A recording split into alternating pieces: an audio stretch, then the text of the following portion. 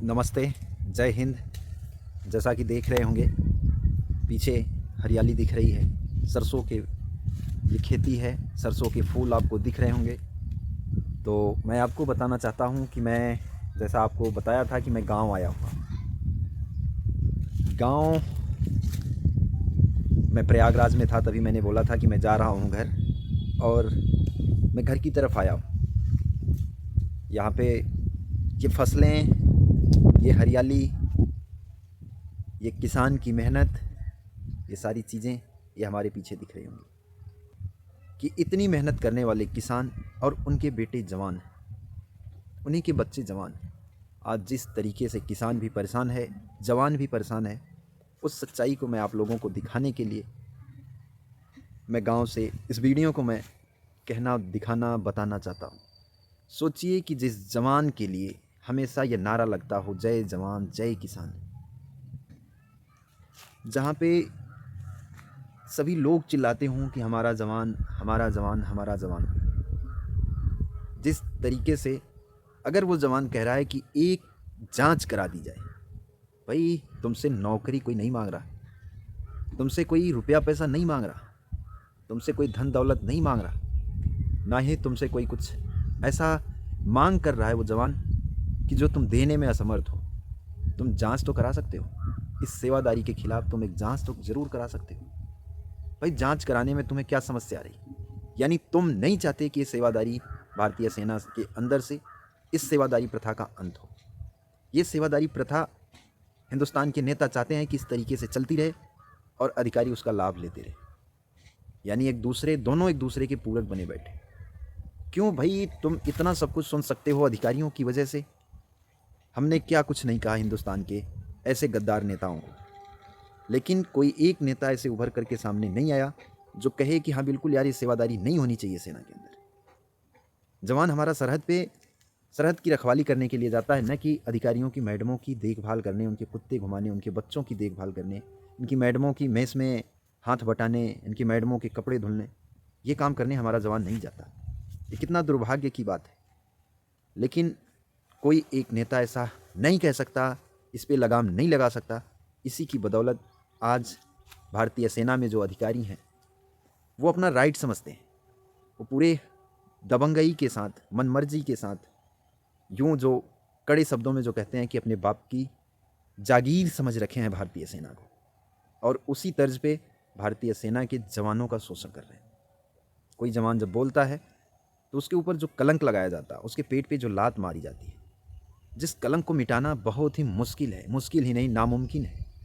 तो इस वजह से कोई जवान, सभी मजबूर हैं कि हम बोलेंगे हमें भी निकाल दिया जाएगा, हम कहेंगे हमारे पेट पे भी लात मार दी जाएगी। जो एक इज्जत, जो एक रुतबा होती है सेना के जवान की, जो क्षेत्र में जब एक जवान जब सैनिक बन करके जब जाता है, तो एक मान सम्मान कितना बड़ा उसके परिवार का, उसका, उसके गांव का जो एक नाम होता है, जब उसे सेना निकाल देती है तो उसके ऊपर एक कलंक लगाया जाता है, एक धब्बा लगाया जाता है। तो इसलिए कोई जवान नहीं चाहता कि इस तरीके से हमारे साथ हो, इस तरीके से हमारे समाज का, हमारे गांव का, हमारे खून खानदान के परिवार, जो जितने भी लोग हैं, इनके ऊपर धब्बा लगे, इनके ऊपर दाग लगे कि इसे सेना ने निकाल दिया, इससे सेना की नौकरी नहीं हुई। इस वजह से आज जवान खामोश होकर के, लाचार होकर के इस सेवादारी में बेचारे संलिप्त हैं, क्योंकि मजबूरी है। बोलेंगे तो हिंदुस्तान के नेताओं में वो हिम्मत नहीं है कि वो जांच करा सके। आज सोचिए कितना दुर्भाग्य की बात है कि जिस जवान के लिए हमेशा ये कहा जाता हो कि मेरा जवान, मेरा जवान, सिर्फ उसकी शहादत में, उसके यहाँ जा करके, उसके परिवार के साथ मिल करके, सहानुभूति लेकर के वहाँ उस क्षेत्र में कि मैं इस जवान के साथ खड़ा हूँ, ये सिर्फ दिखावा किया जाता है। वही जवान तुमसे यार आज ना रुपया पैसा मांग रहा है, ना तुमसे धन दौलत मांग रहा है, ना ही तुमसे कोई ऐसी चीज़ मांग रहा है। बस ये कह रहा है कि सर अंदर सेवादारी प्रथा कराई जा रही जवानों से, जिससे भारतीय सेना खुद कमज़ोर हो रही है। क्योंकि हमारी जब सिखलाई, हमारी जो ट्रेनिंग, हमारे जो कोर्स हैं वो नहीं कराए जाएंगे, तो हमें जिस दिन हमारी ज़रूरत होगी हमारे देश को, उस दिन हम क्या कहेंगे कि सर हम तो बटी ड्यूटी करते थे, हम अधिकारियों के घरों में नौकरी करने जाते थे, हम अधिकारियों की मैडमों की मेस में हेल्प करते थे, उनके लिए खाना बनाते थे, उनके कपड़े धुलते थे, उनके बच्चों की देखभाल करते थे। उस दिन उन्हें युद्ध भी लड़ना पड़ेगा, उस दिन हमारे देश को ये चीज़ें पता चलेंगी। तो इसी की जांच हम चाहते हैं कि कम से कम एक जांच हो जाए। जो अधिकारी मनमर्जी कर रहा है, कह रहा है कि नहीं हमारा राइट है और तुम सेना में इसीलिए आए हो, तुम लड़ाई लड़ने नहीं आए हो, जब लड़ाई लगेगी तब की तब देखी जाएगी। क्यों? क्योंकि पिछले 25 सालों में कोई ऐसा युद्ध नहीं हुआ, कोई ऐसा युद्ध नहीं हुआ है कि जिससे जवानों का जो कर्तव्य है, जो जवानों की जो सिखलाई का जो उनकी ड्यूटी है, जिसकी कमी महसूस हो कि नहीं हाँ उस टाइम पे हमारे जवान क्यों इस तरीके से इस लड़ाई में उतना अच्छा नहीं कर सके जितना अच्छा करना चाहिए था।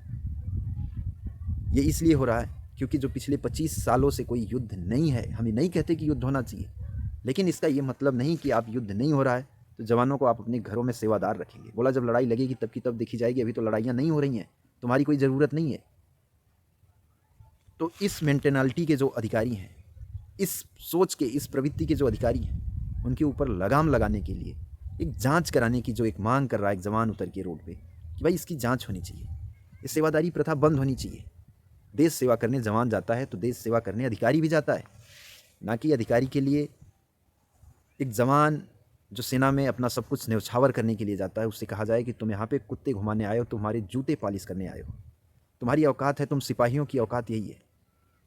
तो इस चीज़ की अगर हम जांच चाहते हैं, अगर हमारे हिंदुस्तान के नेता और हमारे हिंदुस्तान के जो सामाजिक लोग हैं, अगर वो लोग इस जांच में अगर एक जवान की मदद नहीं कर सकते, इस आवाज़ को उठा नहीं सकते, ये जांच नहीं करा सकते, तो फिर तुम काहे को अपने जवानों के साथ हो? तुम क्या अपने जवानों को दे रहे हो? तुमसे क्या मांग रहा है जवान?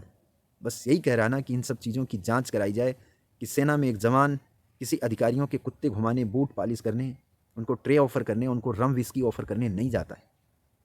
वो अपनी ड्यूटी करने के लिए जाता है। जिस ट्रेड में जाता है उस ट्रेड की ड्यूटी करने के लिए जाता है। तो इस तरीके से जो बिल्कुल बेलगाम हो गए हैं अधिकारी, बेखौफ हो गए, अगर हर जगह पे अफसरशाही है तो सेना में भी अफसरशाही है।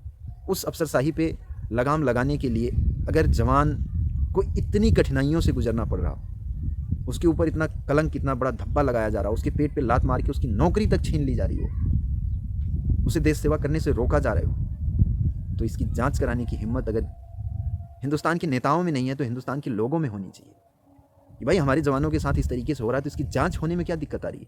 जवान एक जांच ही तो चाह रहा है, उसको मरवा दिया जा रहा है। सोचिए कितना दुर्भाग्य की बात है कि अधिकारी, अगर कोई जवान अगर इस पर बोलता है तो उसको जान से मरवा देता है।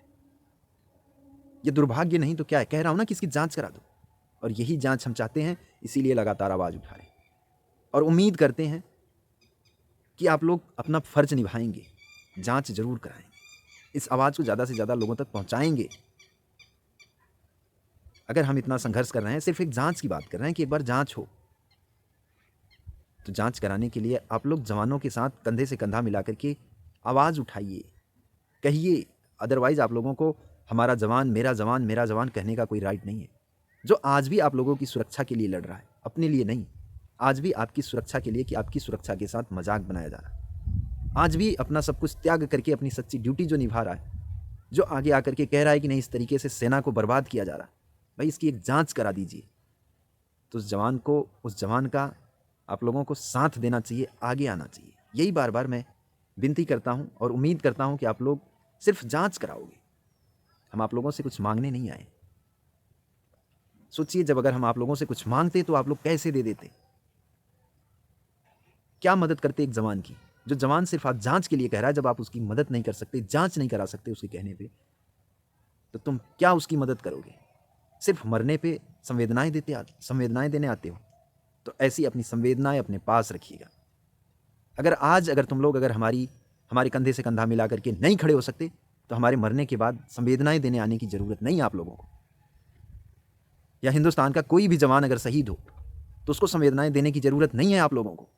अगर आप लोग जांच नहीं करा सकते, तो आप लोग इस सच्चाई के लिए अगर आगे नहीं आ सकते, तो आप लोगों को कोई अधिकार नहीं है कि कोई जवान अगर शहीद हो तो वहां पे झूठी संवेदनाएं दिखाओ। सोचिए, आज हिंदुस्तान के कौन से कोने में नहीं जाता हूं हाथ में कटोरा और तिरंगा लेकर के सिर्फ न्याय की भीख मांगने कि नहीं इसकी जांच होनी चाहिए, लेकिन मूक दर्शक बनकर के हमारा हिंदुस्तान आज देख रहा है। तो इसलिए निवेदन करता हूं, उम्मीद करता हूं कि शायद अभी से आप लोग जागोगे, अभी से जागोगे, एक जांच कराओगे, अगर आज हिंदुस्तान का जवान अगर हार गया तो हिंदुस्तान हार जाएगा। ये लिख करके रख लेना। आने वाले समय में फिर आप लोगों की जो हालत होगी वो आप देखिएगा। अगर आज आप लोग हिंदुस्तान की जो हिंदुस्तान का जवान जो सरहद पे नहीं हारता, देश के बाहर के दुश्मनों से नहीं हारता, उसे अंदर के गद्दार क्यों हरा देते, क्यों उसे विवश करते हैं? तो अभी तक तो मैंने अभी हार नहीं मानी है और उम्मीद भी अभी अंदर भी विश्वास है कि हार नहीं मानूंगा, रार नहीं ठानूंगा। मेरा किसी से दुश्मनी नहीं है, ना ही मैं किसी का विरोध करता हूं, लेकिन गलत नीतियों का जरूर विरोध करूंगा। जो गलत जो चीज़ें होंगी उसका विरोध जरूर करूंगा। तो यही उम्मीद है कि आप लोग ज़्यादा से ज़्यादा इस आवाज़ को शेयर करेंगे, ज़्यादा से ज़्यादा लोगों तक पहुँचाएंगे और इस जांच कराने में आप लोग आगे आएंगे, इस आवाज़ को उठाएंगे। और जो ये गूंगी बहरी सरकार जो सो रही है, कानों में तेल डाल करके उसको उठाना पड़े तो आप लोग उठाएंगे, जगाएंगे और अपने देश की सुरक्षा के लिए, खुद की सुरक्षा के लिए इस जांच को जरूर कराएंगे। और ये जो पिछले 75-78 सालों से जो सेवादारी प्रथा जो चल रही है, उस सेवादारी प्रथा को जरूर खत्म कराएंगे, जिससे भारतीय सेना के जवानों को मुक्ति मिले। यही उम्मीद के साथ आप लोगों को जय हिंद करता हूँ, राम राम बोलता हूँ।